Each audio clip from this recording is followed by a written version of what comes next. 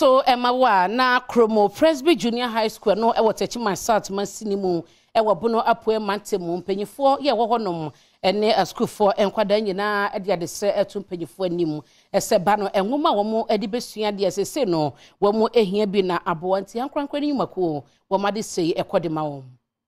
Kromo Preby JHS ye no ewo Techiman South Municipality wo bono East Mantam ne mu mpanyifo ekoto de asrega na ban ankwankwa won semobi ani ankwankwa nyumeku ensha ban no ase sada broma wo mra wo mu ensra ban ne mu na wo mu school ne new library a wasidi ama wo mu no onfa nwoma begum fama wo mu na se headmistress Rajo Jenna redia enam sempanyifo yen sakraye wo niam wo se wo mu echire mu ne ntino nwoma dada ye wo library hono no enya da sese na bebo wo mu ebiu ti yen ko semester bi ye ko ye trimester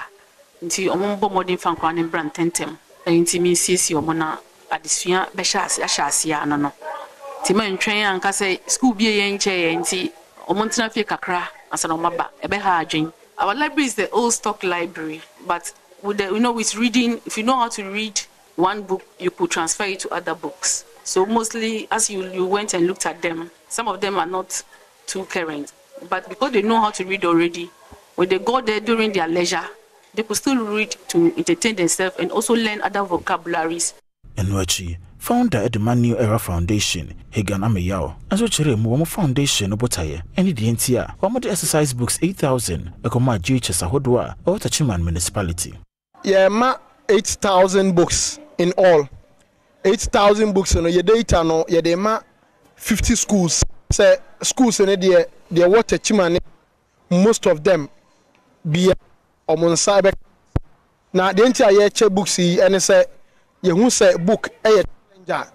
ha enkola no bebre ye ba ye hu se akola baako o yusu book baako for 7 subjects emwa adisua enti ye ba se ene ye be yadoye na atumi aboa enkola no ama omodisua asipi na sita ne krakra no adusuafo bi a wo nsaka sanwoma yi bi edasida ema New Era Foundation no na monwoma wode bedom wo mo inti asamre besra mo akakra fi mu ho se ayo library e wa high say enti se